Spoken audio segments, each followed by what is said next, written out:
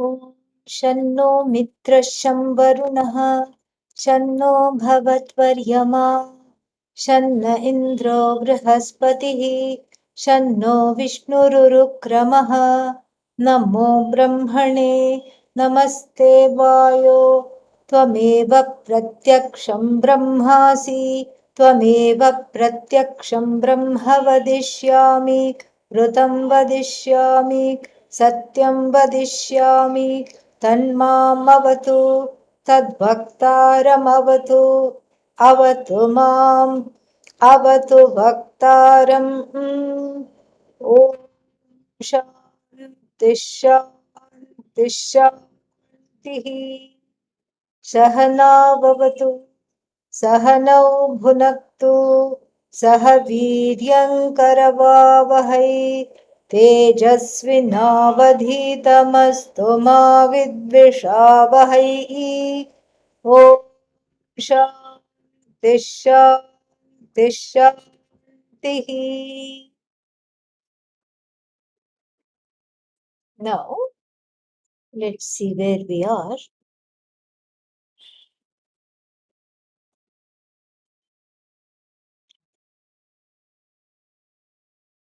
Bhashya.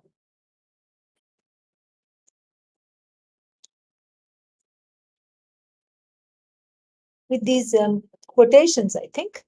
Yeah.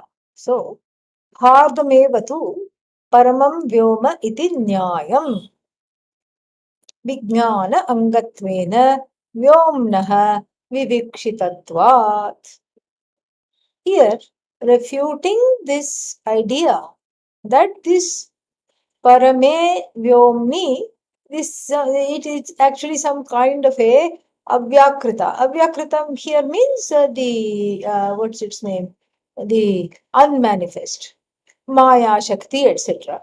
He says, let's not go there. And he gave a very good rebuttal of that. Let's not go to some kind of a, what is that, this, some kind of obscurantist explanation, which is not warranted at all here in this situation. Just, when you can go get something straight away, then why go to some vague explanation? And here, all that is talked about is Parama. The word Parama is putting you off. Parama means, Akasha here means the space in the heart, as the various practices of the meditation show. And Parama means that Akasha has to be a proper host for Brahman. It has to be a proper host for Brahman. It cannot just be, what's the word for it, filled with raga and dvesha. Because when it is filled with raga and dvesha, what happens? Nothing happens. That's the idea. So it cannot be filled with raga and dvesha. So it has to be a clean akasha, cleansed of strong preferences, cleansed of strong prejudices. This is how the Akasha. Akasha doesn't mean sky here. Akasha means the inner space. That's why he calls it Harda Akasha. And this we have seen. Hardamevatu paramam vyoma iti nyayam. Nyayam means it's appropriate to say that in this heart itself is what is called the space, the most exalted space. Paramam Vyoma. Most exalted space means what? It is receiving the knowledge of the absolute. That is why it's the most exalted space. Why? Because we have prepared the space. In fact, Vedanta is all about house cleaning. Soon, that's why you go to an ashram, and then what happens? The teacher, if they find that you are you are ready to do this, not otherwise, the teacher gives you you want classes, but the teacher gives you a broom. Go sweep the cow stable.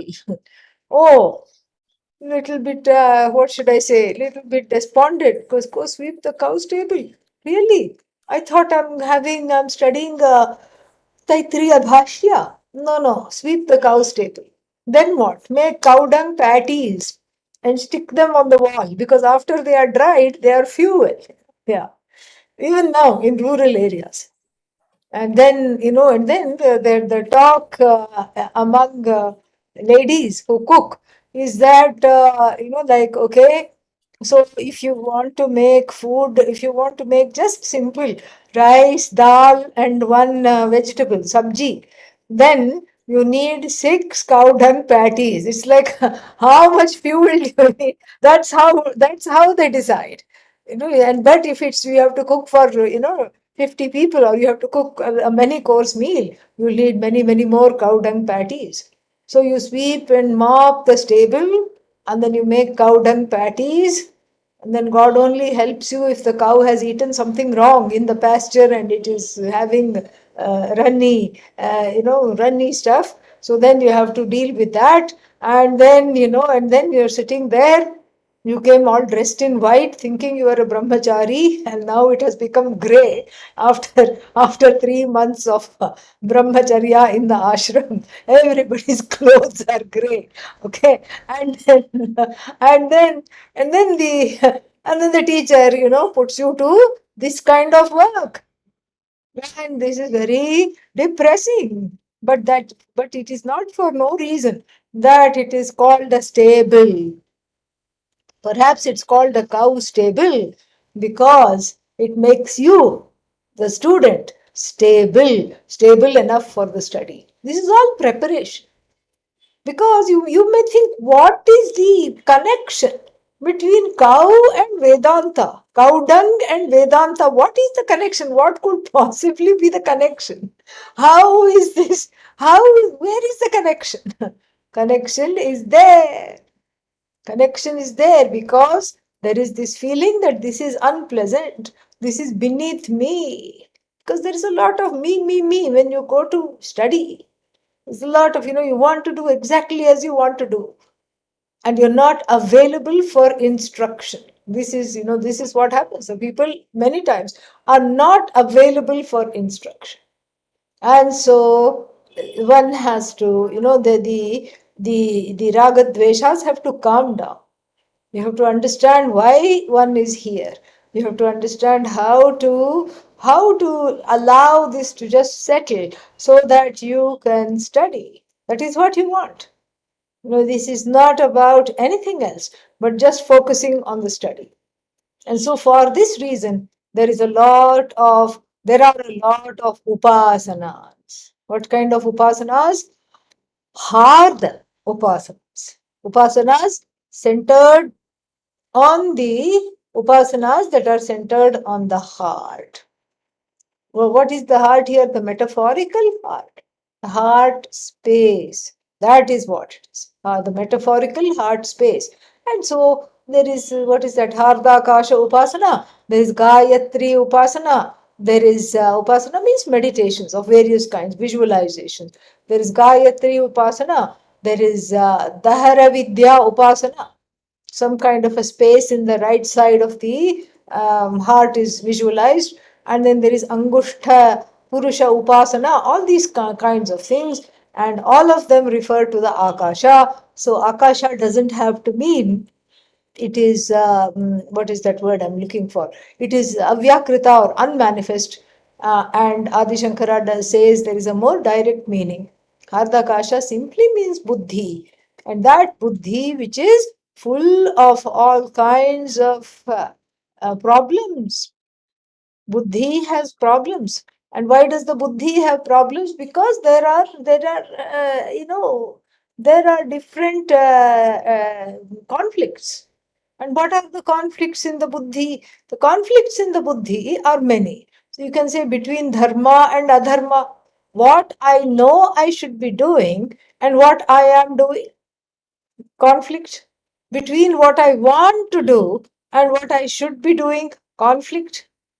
And then between the inner child who is looking for a parent figure in the teacher and then the adult who really wants the knowledge. Conflict. The inner child doesn't want the knowledge. And this is very clear in the books that we read in the Upanishad. Indra and Virochana both go for the knowledge. Virochana is the king of the demons, asuras. And Indra, of course, is the king of the devas. And they both go for the knowledge. Actually, only Indra goes. Virochana is the copycat. Virochana is the copycat. He does whatever Indra does in this particular Akhyayika, in this story. He does exactly what Indra does. He's a copy asura. And what then he goes, whatever Indra does, he wants to do. He looks up to Indra secretly. And then we find that they both show up at Prajapati's door, Prajapati's ashram. And Indra is too proud, cannot really ask for the knowledge. And Virochana does not ask for the knowledge. Virochana does, just wandering aimlessly, both of them. See, the word Virochana can have two derivations. So you can have V as Visheshena, meaning special. Rochanaha means shine, the one who has a special luster, whose Medha Shakti is great. And like that, we can say who's specially radiant. Or we can say Vigataha, Rochanaha, Yasmat, from whom all radiance has departed. We should take it this way to explain this Asura's name, from whom all radiance has departed. A dull fellow, apathetic and stubborn to boot, does not listen. And then here he is along with Indra in the ashram. And these two fellows stay for 32 years without even telling the teacher why they are there. 32 years. And then, in a break from tradition, the teacher himself asked, "What are you doing here hanging around? Wow, what for have you come?" Oh, that. All right, all right. Now that you ask, we heard you say long back, 33 years ago, we heard you say that Apahata Atma, the Atma, the self, the I, is without any regrets, without any afflictions, without any papa, karma, and bad karma, without anything. The Atma is there. And so, and then it is Vigataha, Vijaraha. It does not get old. Vimrityuhu. It is not subject to death. It transcends death. And then this is the Atma we want from you. Show us this Atma. Now, only Indra is talking. Virochana is keeping quiet. And then seeing this Virochana, which is bad news, Prajapati does not want to teach at all. This is a very good teaching in itself. Meaning, what is it that gives the enthusiasm for the teacher to teach? And so here is Virochana standing. The teacher's enthusiasm to teach is dampened here, seeing this fellow. Might as well as be dressed in a nappy with a big pacifier in his mouth. He was a incarnation of the inner child. Okay. But here he was, normally dressed. Of course, apart from the grey clothes. And then after 32 years of, cow dung patties, what else will happen? And so then, Lord Prajapati does not feel like opening his mouth at all. They themselves, Indra says, "Oh, I want to see the Atma." Prajapati just points them to a vat of water, big thing of water. And then he says, "Gentlemen, look at yourself to your heart's fill, to your heart's content. Dekho, dekho. Acha hai, dekho. Please look. Very nice. Please look." And then they both look, and then all the kingliness in them comes out, and then they say, "Oh, I'm so handsome. I never knew I was this good looking. And wow, look at how my biceps and triceps, even after living in this miserable ashram and eating rice and dal every day, look at how my physique is. And look at how wonderful I look." They both looked at themselves, and then they said, "Yes, we didn't know.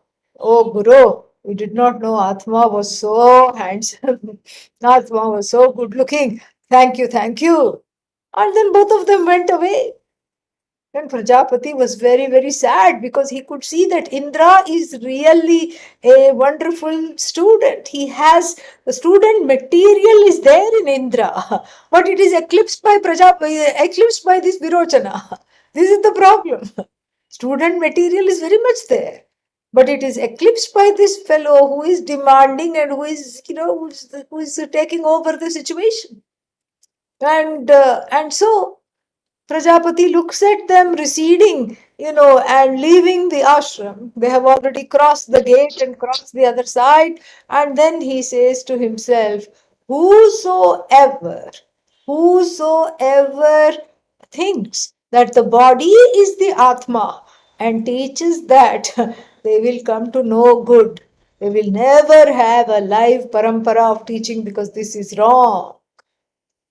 That's what. At the most, they can open a shop called Body Shop. That's what. And so that's all they can do. And maybe it will be very successful because after all, it is this is Kali Yuga. So maybe it will be very successful. Who knows? And so that's all you can do with this knowledge that the body, the Atma is as good as the body. The one who knows that, that's all they are fit to do. So what did Virochana do? The story goes that he went back to his kingdom and started a Gurukula. Really? Yeah, it was called Asura Vidya Gurukula and not Arsha Vidya. Okay, Asura Vidya Gurukula. And there, what was taught? Just massage. Not even massage, not taught. They would just get the people to come and massage. Spa, massage, and this and that, and mud baths, and all these kinds of things. Mani and Peddi, and this was the pastime there, because after all, Atma is how one looks and how the body is. But if Atma is just the sum total of the body has to be kept in ship shape condition. The finite has to be somehow made into the infinite. This was how it was. But then Indra had more punya naturally, being a celestial. He turned around and came back because he had a doubt. He went to drink some water, and the ripples of the wind, made by the wind, distorted his reflection. First he thought, here is the Atma again, how wonderful. But then when his reflection was distorted, he said, this is not Atma. Atma should not ever change. Atma is not changing. Atma is always the same. So how can this be the Atma? This is not the Atma. I have been tricked. And I have to go back for this knowledge to listen properly. And then what happens when he goes there? Oh, you're back. Wonderful. I want a class. After 32 years. 32 years.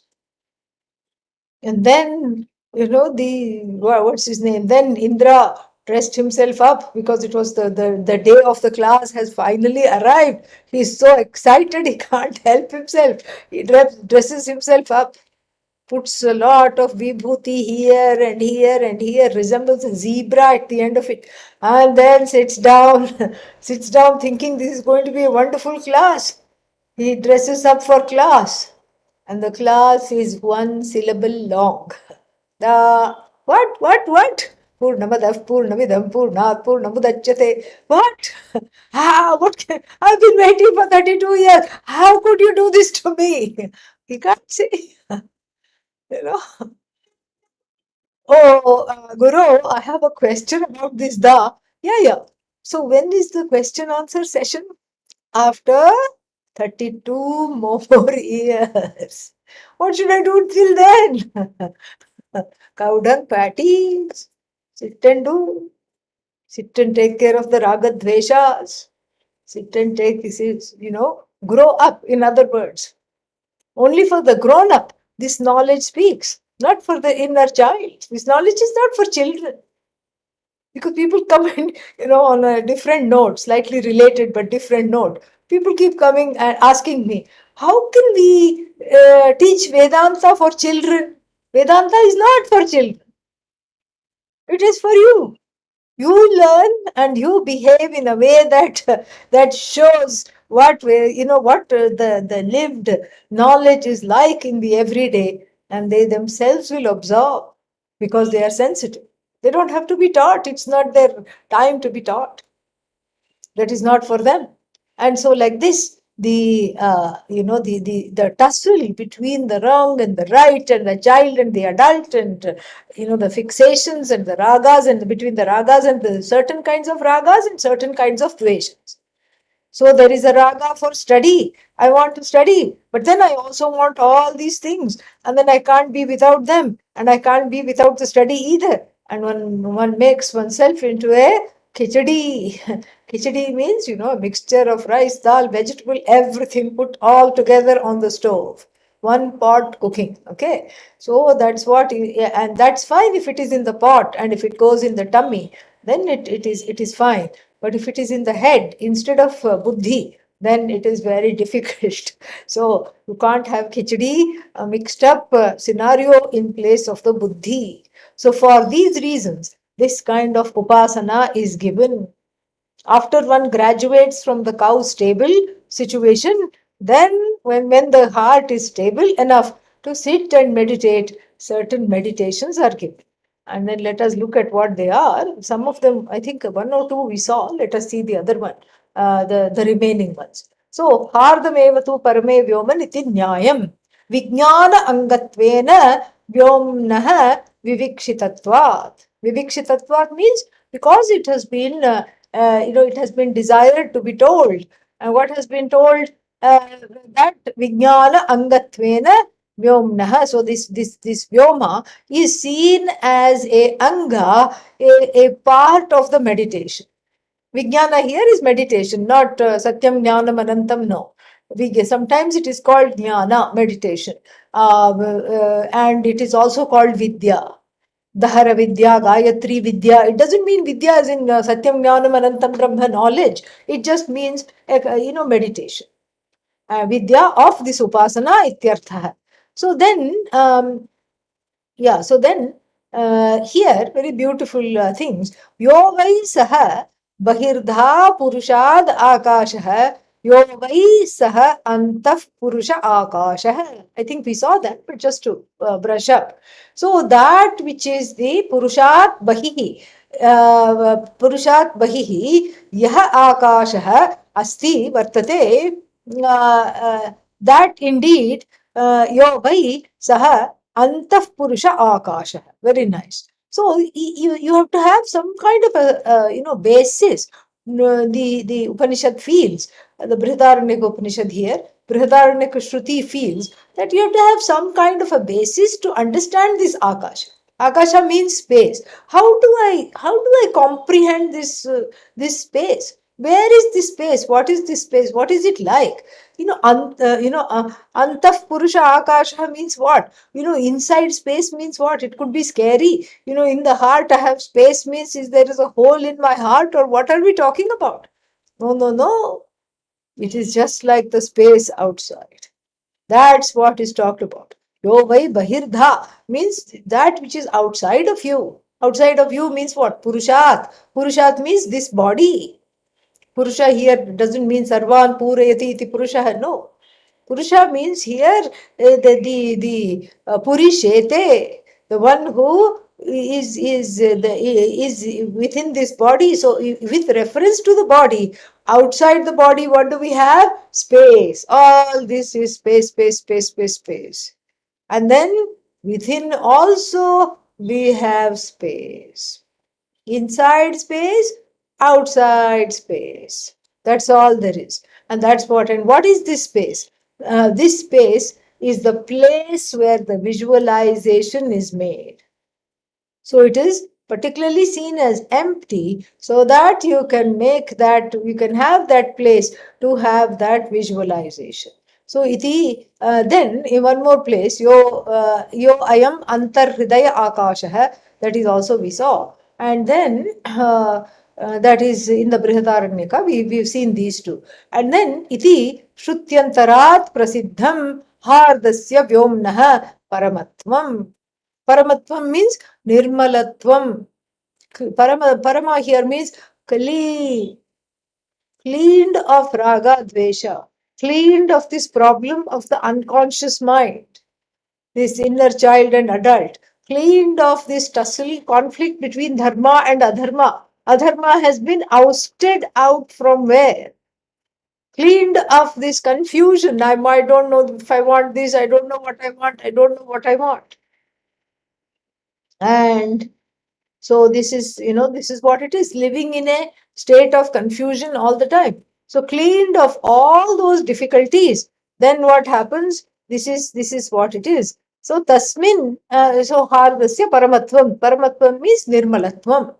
Tasmin harde vyomni ya buddhi. Then we have to add sa guha. This is what we have to see now. Tasmin harde vyomni, in this heart space, which is that the which is, what is that? It is nothing but the buddhi.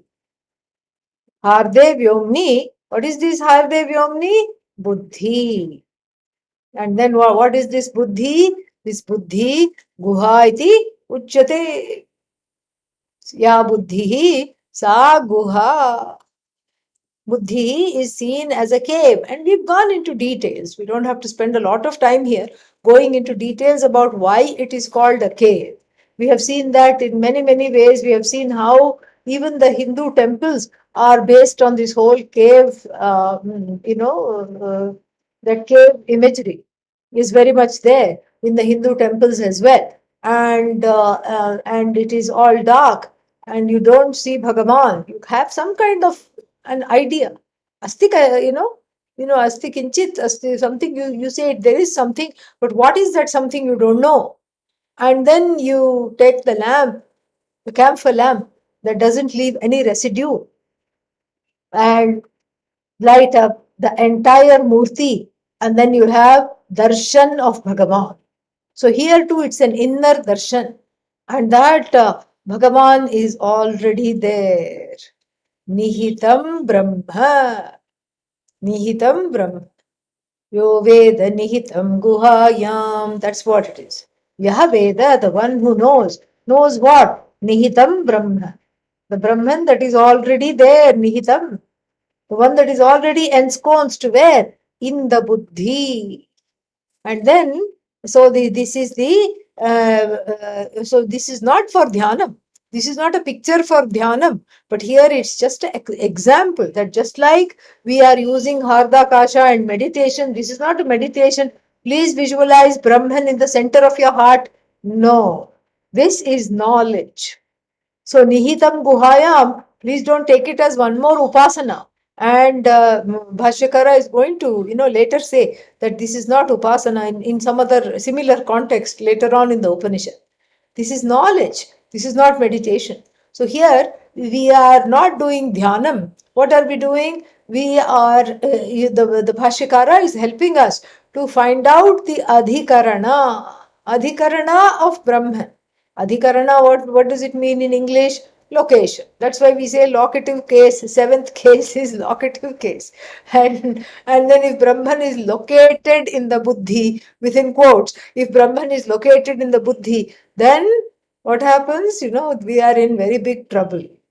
Because that which is Sarvagatam Brahma, which is all pervasive and which is everywhere, it cannot have a location.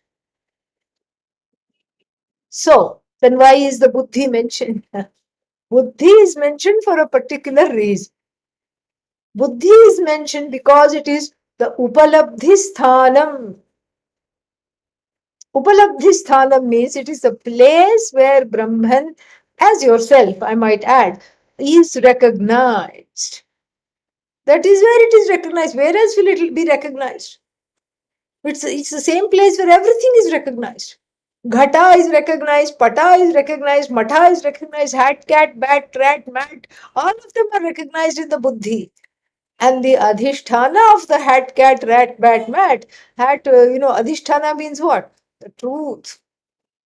That truth, because of which the ghata exists and looks like, ghata means pot. The pot exists and the pot is different from a cat. How? Why? That reason. that truth of the behind each and every name and form, that common denominator that is there, that is Brahman, and that is what obtains in that Hardakasha, Nihitam Guhayam Parame Vyoman. So this is what we have to see. It is merely, it's not that Brahman is sitting there. Because then we have Adhara and Adheya, we have Ashraya and Ashrita, we have another problem. We have another problem where Brahman becomes something that is sitting, so it needs a place to stay. So the place in which it sits becomes bigger than the Brahman itself.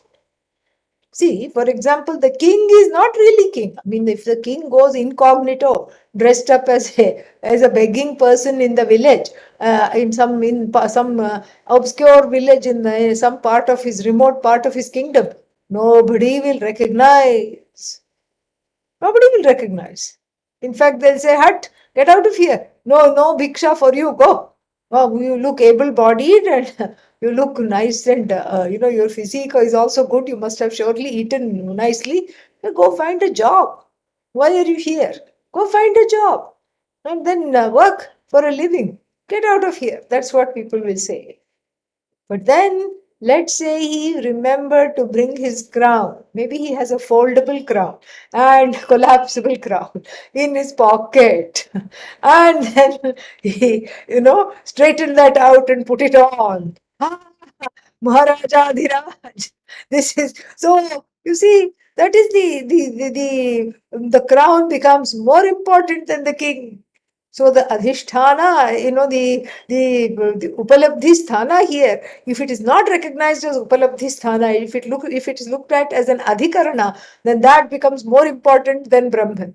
So Brahman is recognized as Brahman only sitting in the buddhi. If Brahman goes anywhere else, it is not recognized. Yo, poor thing. This is what we will say. And so this is why there is a caveat after caveat. Whether we read the Bhashya, whether we read the Tika, whether we read anything, there is a caveat after caveat. Do not, when you say Nihitam Guhayam, do not come to the conclusion that the buddhi is a place for Brahman to live. This is where this is Brahman's primary home address. Okay, he may go here and there. Just like I go also so many places. But then I have a place where I pay taxes. I have a place where I have a job. I have a place where I get paid. And so like this, I say I'm registered to vote here. And so this is my place. Like that, Brahman's place is in the buddhi, and the rest of the places are not, are not Brahman. And Brahman just goes to visit there. And iti mahabhut, may it not be like that in our understanding. So saying, the Shruti is very, very clear that this is not an adhikarana, it is the upalabdhisthana. Yeah, and so whether you have a confused buddhi or you have a clear buddhi, Brahman is still there. That is why it is upalabdhisthana. We can't say that, okay, it said parame vyoman, vyomni, meaning if the vyoma, the hardakasha should be clear so that Brahman can, do a little test. What is that called? Sometimes it in the Victorian age they had the white glove test, white gloved finger. You would run it on the grand piano, you would run it on the mantle and look like this. And if there was even a slightest bit of dust, it had to be dusted again. So it's not like that. It's not like, you're, testing whether Brahman can, so Brahman, if it's clean enough only, then in that buddhi Brahman will sit and it will run away from other buddhis. Alas, no. Brahman doesn't have the privilege of running away. Why? Nityatvat, sarvagatatvat cha. Because it is always there all the time. And gatam means what? It is there everywhere, all pervasive. So it doesn't have the mm, privilege at all of running away. No such luck. So then, if it's a dirty buddhi, meaning a scheming buddhi means what? how to relieve the person in front of me, how to give them instant vairagya by making off with their money. So this is a scheming buddhi. In a scheming buddhi, in a adharmic buddhi, Brahman is still there. And in a difficult buddhi, Brahman is there. Confused buddhi, Brahman is there. Lying buddhi, Brahman is there. In all buddhis, Brahman is there because it is the Upalabdhi sthana. Sthana, it is the place where it's recognized. Oh, but then in a adharmic buddhi, how can the Brahman be recognized? Naturally, it cannot be recognized. That's why we are saying we have to clean the buddhi. Clean the buddhi of all the raga, dveshas, fears, tears, etc. That is the whole preparation. That is exactly what this whole point is. And that's why the inner child, the inner brats, really, they have to be resolved. Because the teaching is not for them as long as they are masquerading and they are holding the adult hostage. Teaching cannot take place. Even if the teaching is given, it will go into, it's like, what is that? It will go waste. It will not fructify. It's like, what is that called? Bhasma bija vat. So it's like a burnt seed, roasted seed. So if it's a roasted seed, then you plant it very nicely and put lots of water, it will never sprout. Or you throw the seeds on rock, it will not sprout. So therefore, so buddhi means it's not that Brahman is only in this buddhi and in not that buddhi. No. Brahman is in all buddhis, but it shines only in the crystal clear buddhi, free of ragadveshas and free of adharma, free of the need to, have some kind of a status, the need to show it off, the need to appear a certain way, all this, free of artifice. In a buddhi that is straightforward and innocent, that kind of a buddhi, Brahman becomes an upalabdhi. Brahman is literally an upalabdhi sthana because that is what is there. So it is recognized there. That's why it is said nihitam. So how is it recognized? Through the upadesha. Mahavakya upadeshena upalabhyate. Through the upadesha of the sentence sentences such as Tattvamasi. You are Ishvara. Tat means Ishvara. Jagat Karanam Brahma. Tat Jagat Karanam Brahma. Tvamasi. You are that Ishvara. Then, then it should be a buddhi that is free enough to recognize this. Free enough to recognize Brahman as what? Satyam Jnanam Anantam. Yatha Vyakhyatam Brahma. Just as how it was told, Satyam Jnanam Anantam Lakshanaya. According to the Lakshana, one has understood. And then this, in fact, we don't even need Tattvamasi because Satyam Jnanam Anantam Brahma itself is a Mahavakya. And if there is any doubt, what is this Brahman? Where is it? Because the word Jnanam itself only refers to you. It cannot refer to anything else. It only refers to the sentient consciousness that you can recognize as yourself. It absolutely cannot refer to anything else, ever. And so the Jnanam is you. And so therefore what? This Nihitam Guhayam means the buddhi, the Upalabdhi Sthanam is the buddhi. And then it is, it doesn't need to be objectified. Why? Sakshat, Aparokshat, Brahma. This is the Mahavakya from the Brihadaranyaka Upanishad. Yes, Sakshat, Aparokshat, Brahma. Aparoksha means immediately. Sakshat means directly and immediately available. Are you here? If I ask the question, the answer will not come tomorrow. I'll tell you tomorrow in the Bhashya class if I am there or not. That's not how it is at all. Answer is right. Are you here? Yes. And what kind of a resounding yes it is? It is a yes. You don't have to ask. You don't have to look up a book. You don't have to look at a handheld device. Okay, am I there or not? No. We don't have to take a selfie to prove that you are there. It is a proofless existence. That is what we mean by self-evident self. It's an existence without needing any proof. And so it is Sakshat Aparokshat Brahma. What is this Sakshat Aparokshat Brahma? It means it's I. That which obtains as the I, Atmatvena Grihyate. It is understood as I. That is what is Aparoksha. Otherwise, we don't have to keep on going and wondering what is this Aparoksha. And then, see, otherwise, what happens is that you think, okay, Brahman is Paroksha, but then if I clean the buddhi, it will become Aparoksha. No, Brahman is always Aparoksha, it is available as I. The sad I, the happy I, the angry I, all of them are non separate from Brahman alone. This is what has to be understood. Then, um, then what else? So where are we exactly here? Yeah. So tadharda kasham. Let me read that again so that we find our bearings here. Yeah. So iti shruttantara hardasya vyomnaha paramatvam. And then guhanihitatvam api. So then this is nihitam guhaya buddhau yaha veda. So in this buddhi, which is what which is the upalabdhi sthanam, the place where Brahman is recognized, the one who recognizes that is not paroksha, is aparoksha. Aparoksha means non-remote. He is directly available in the form of aham aham iti. It is sakshat, and then it is atma. It is I. So the one who knows in the buddhi Brahman as I, that is the idea.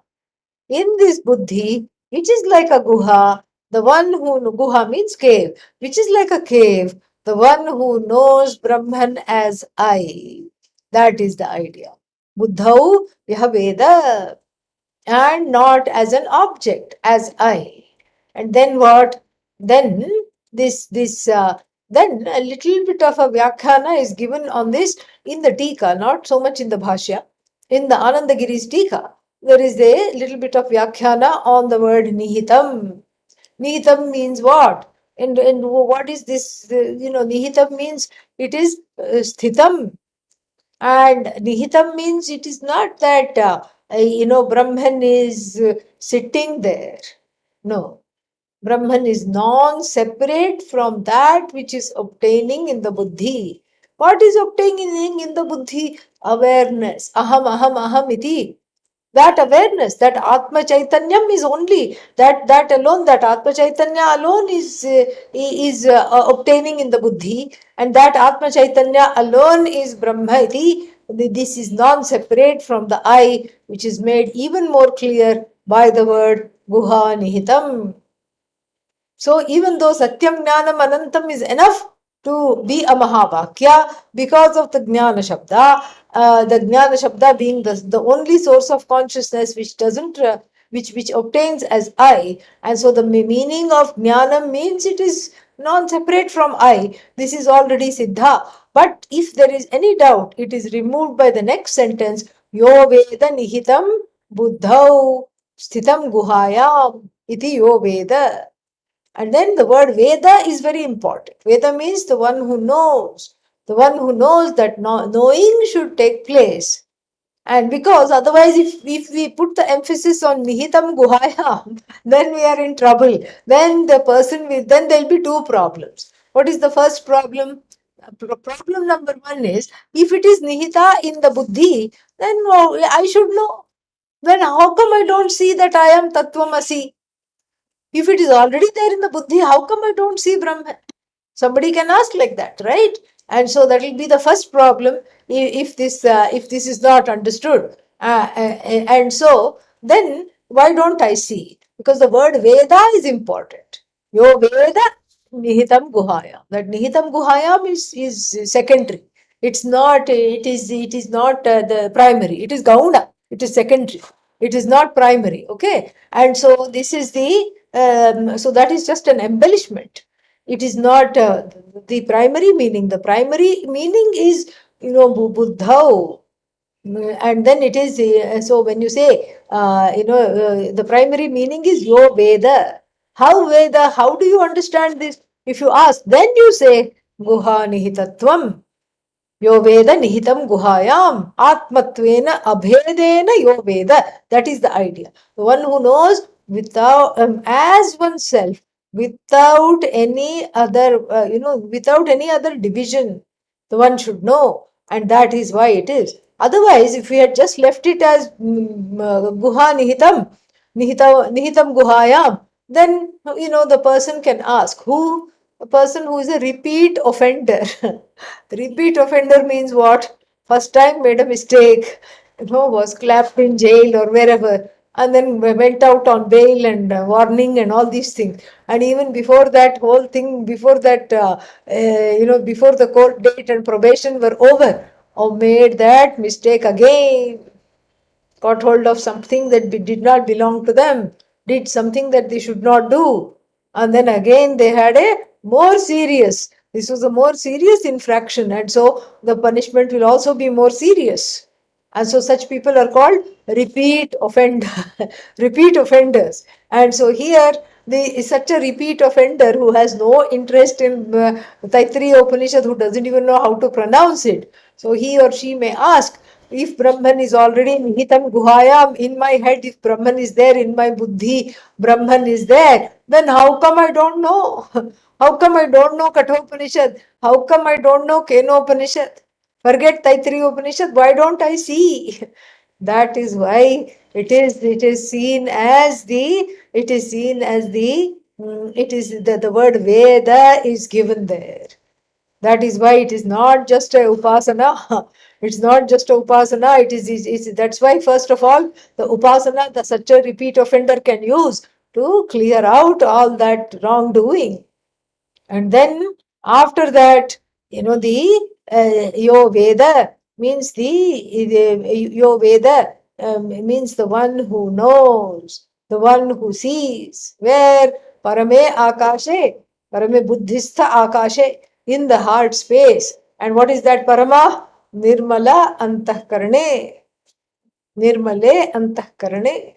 In this heart that is cleared of all kinds of difficulties and conflicts, and the inability to just be, all the distractions and all the nonsense, that has to be cleared out. Only then the knowledge can take place. And then that's why that's why it is talked about that. And then the buddhi is the seat of the ahankara. That's why buddhi is there. But then ahankara is not sitting in the buddhi. Sometimes it doesn't sit in the buddhi. Sometimes it tries to drive the buddhi crazy. And sometimes it co-opts the mind. Sometimes it doesn't listen to the buddhi. Just like children who go, I am not listening. You tell them, go to bed. You tell them, this is not the right thing to do. And they go like this, I'm not listening. I'm not here. Don't talk to me. And so like this, the ahankara is like that. And so therefore, there is therefore the see that's why wherever the vastu is involved, then the buddhi and the heart are one really. The seat of the ahankara, the seat of the knower, pramata, is called hrit. This core person, the pramatra sthanam, is called buddhi, hridaya. And that akasha alone, once that is cleared, then in that space, the what is there? Only clarity is there, and Brahman can shine. When the Upadesha of Brahman is given, it can definitely shine. That is the idea. So then the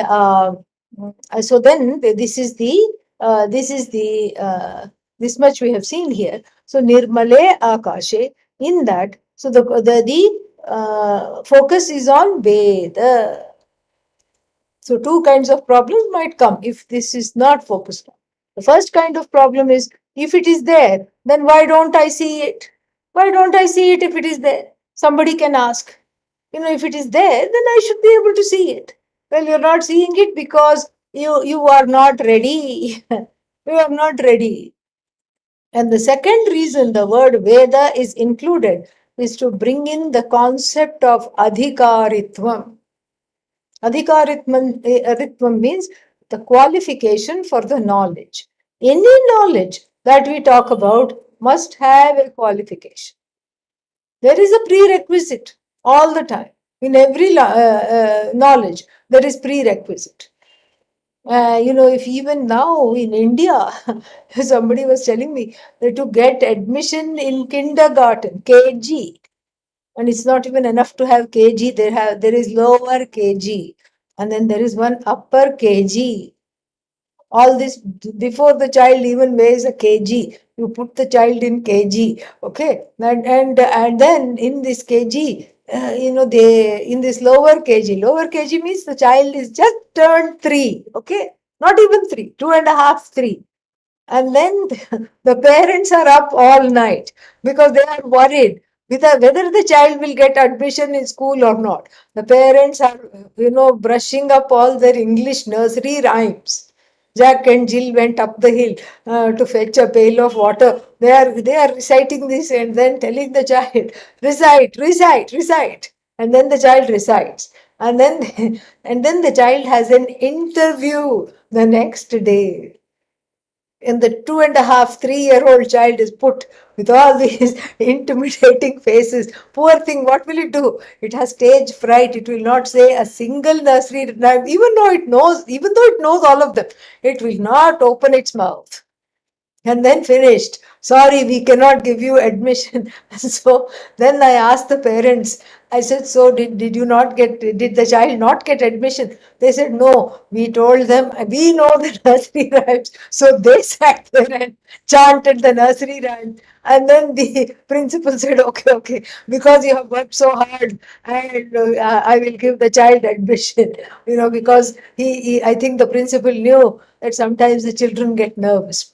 So this is how it is. Even for lower kg, you need to know 2 times table. You need to know like 5 or 6 nursery rhymes. It's a lot for a small child and who is barely learning to talk.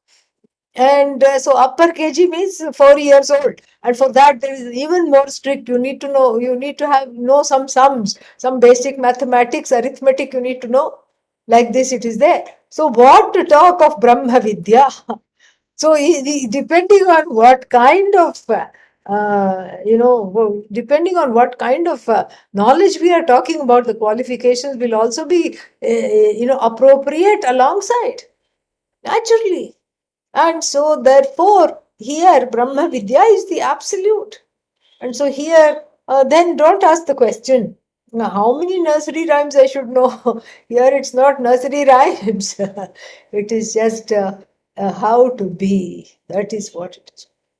What kind of a person one has to be so that the knowledge speaks to that person. And that is why we emphasize dharma.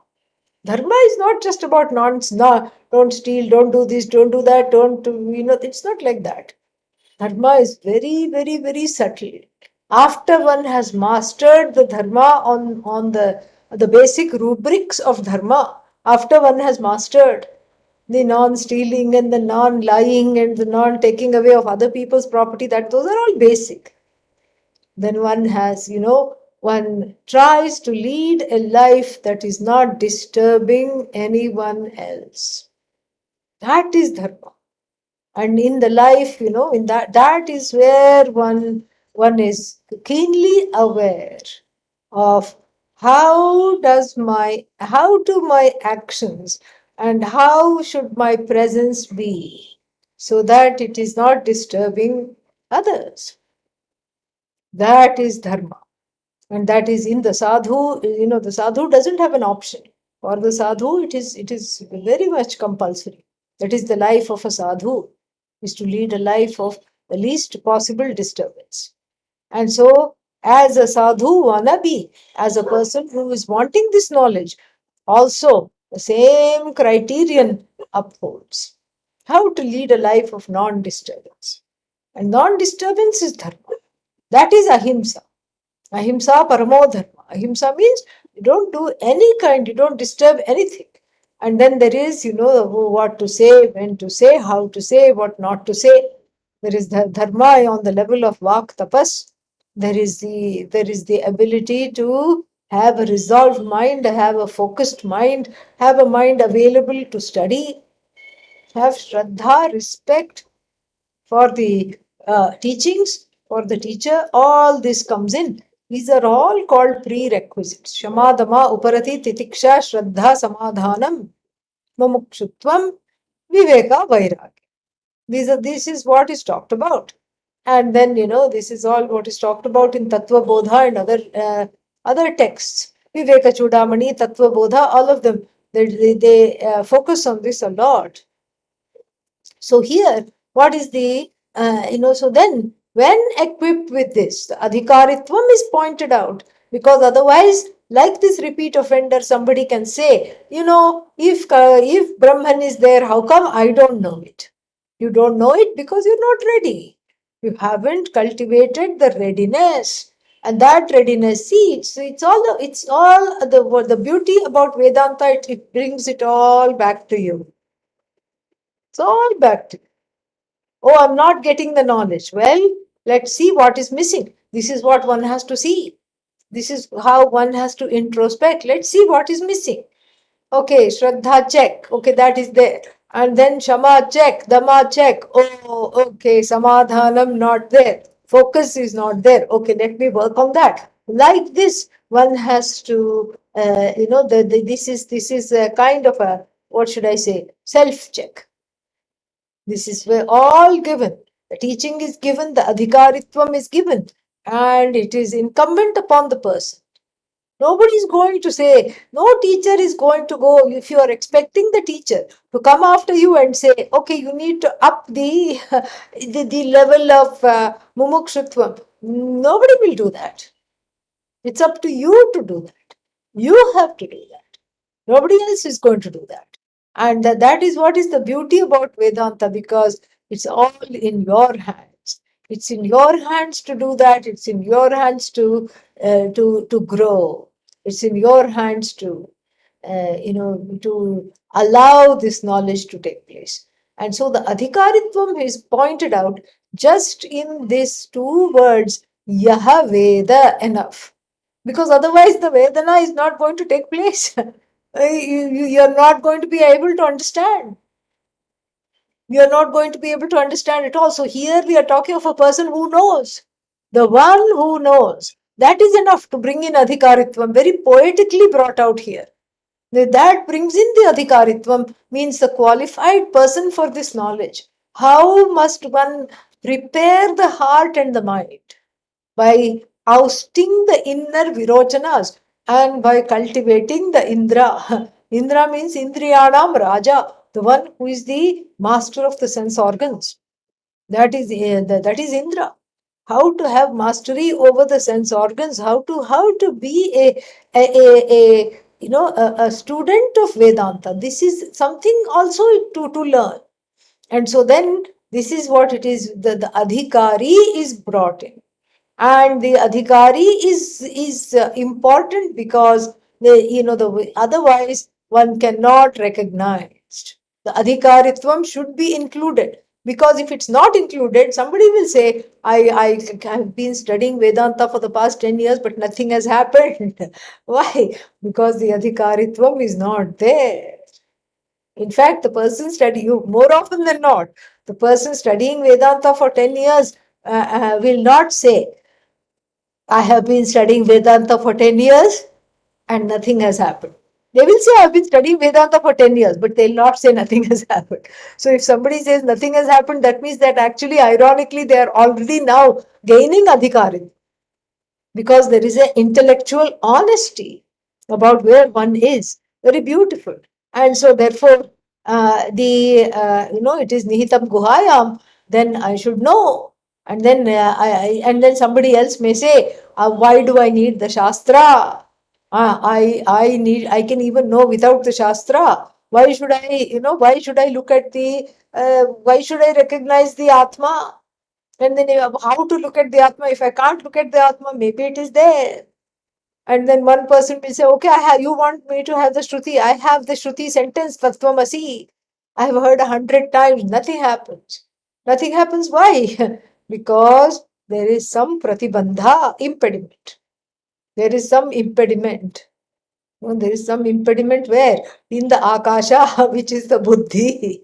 There is sometimes, the planes are going, and then it looks like the other plane that's just brushing this one barely. And in the next day, you see in the news that, oh, two planes just above Colorado almost kissed in the sky, and barely somehow there was some mistake in the flight routes, and then they hadn't checked properly, and because of this flight route, they had some mess up in the flight route.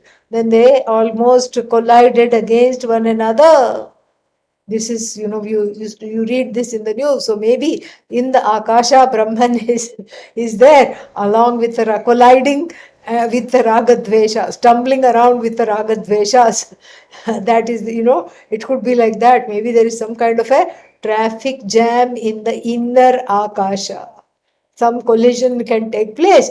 And so here we need a buddhi, which is like Akasha, which is free of all pratibandha, which is then only Yahaveda. In this Akashe, in this Buddha, Swacha, Swacha Buddhi, in this clear Buddhi, in this Buddhi that is free of the impurities of all kinds of nonsensical ideas, thoughts, and fixations. Yahaveda.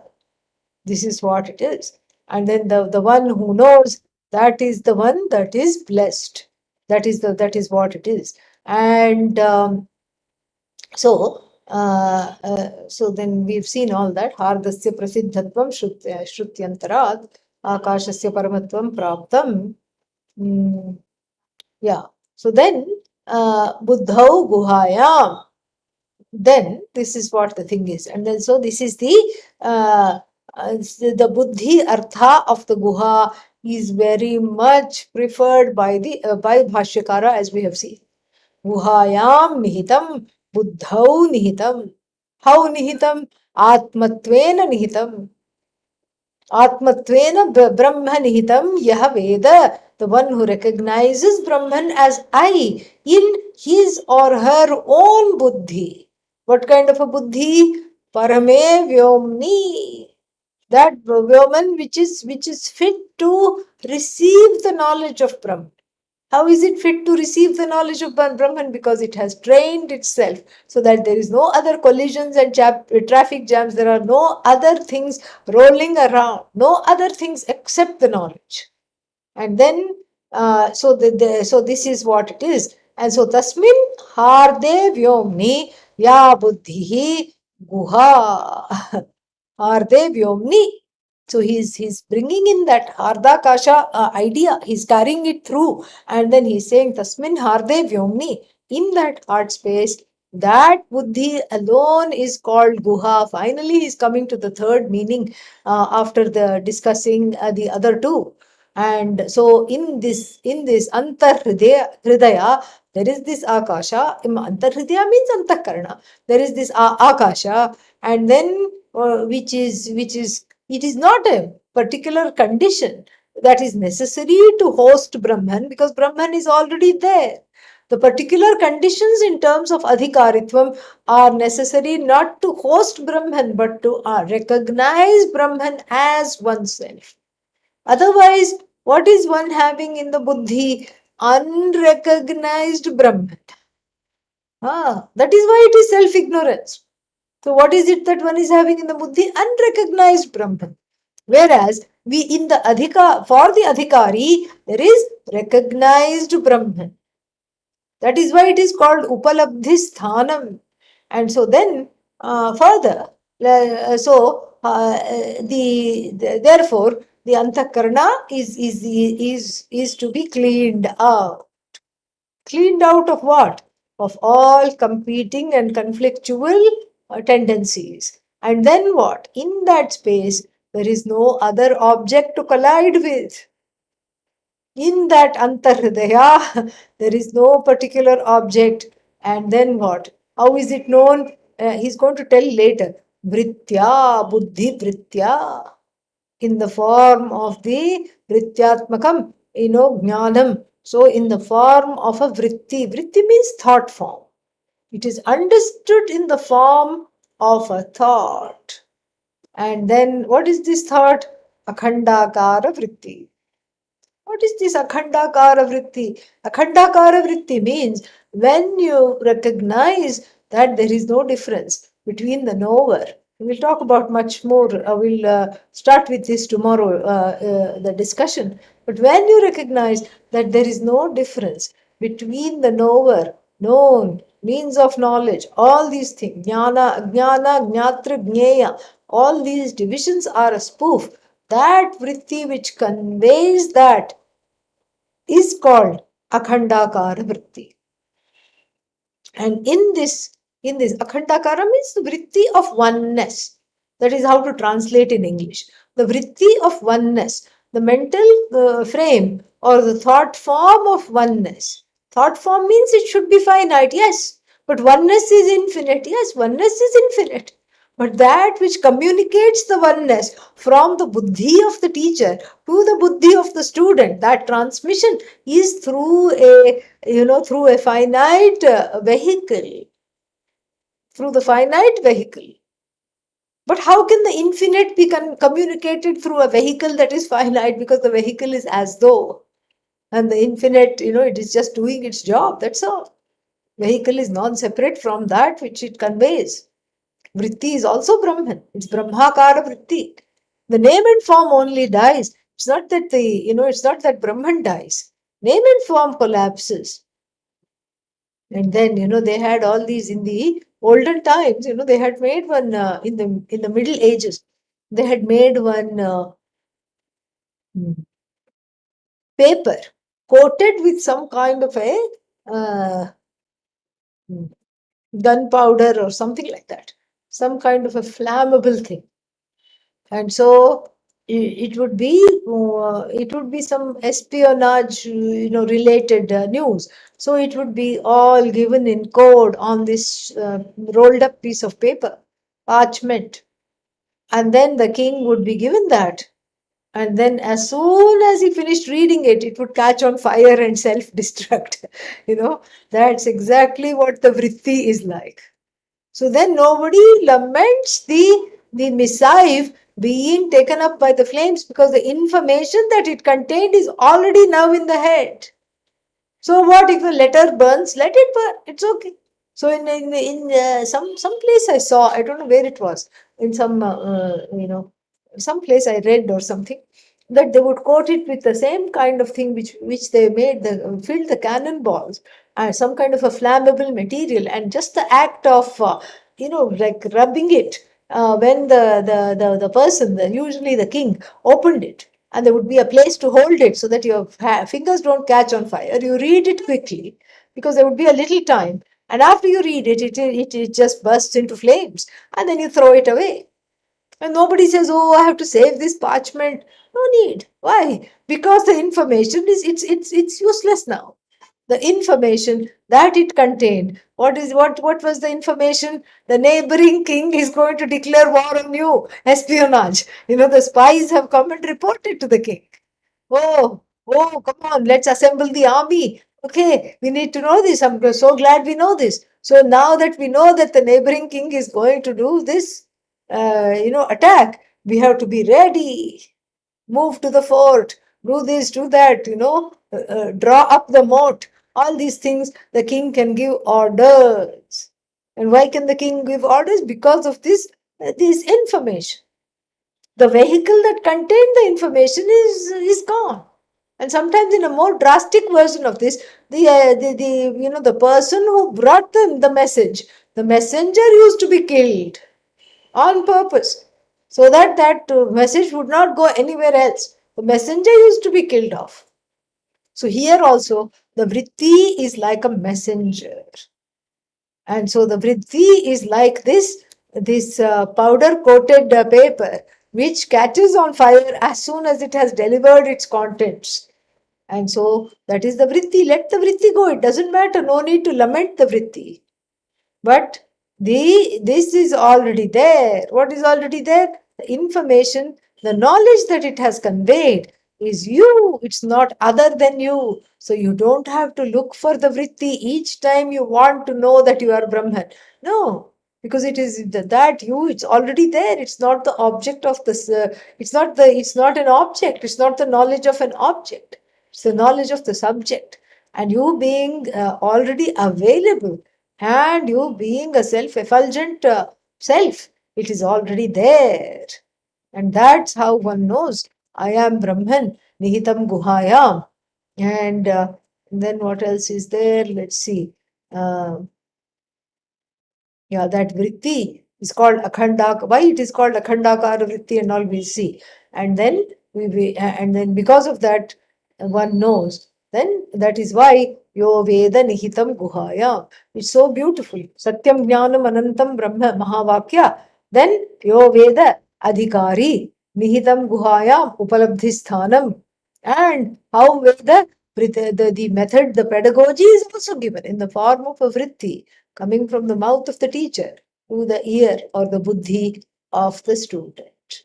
More we'll see tomorrow. Om Purnamadav Purnamidam Purnat Purnamudachyate Purnasya Purnamadaga Purnamevavashishyate. Om Shanti Shanti Shanti. Harihi Om Shri Gurubhyo Namaha. Harihi Om. Yeah, tonight I had thought we'll have what is it name, Bodhisara class, but that will not happen. We'll meet in 2 weeks for Bodhisara class. Okay, so 6th, 13th, 20th we'll have Bodhisara class. Mundakopanishad is there. That will be there for the weekend, and then we will also have the what's his name? This class will be there. Okay, so only this night class, Bodhisara class, I will not be able to take. Right? Janani, if you can just log on tomorrow for some time so that people who are not here today, if they try to attend, they will know. Will you please do that? Yes, Swami. Thank you. Thank you so much.